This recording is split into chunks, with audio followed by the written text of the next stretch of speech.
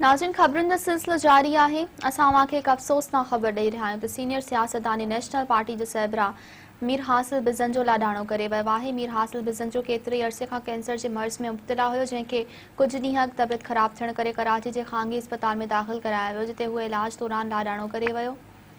National party जे तर्जुमान जो चवणु आहे त सेनेटर मीर हासिल बिज़न जो फेफड़नि जे कैंसर में मुब्तला हुयो।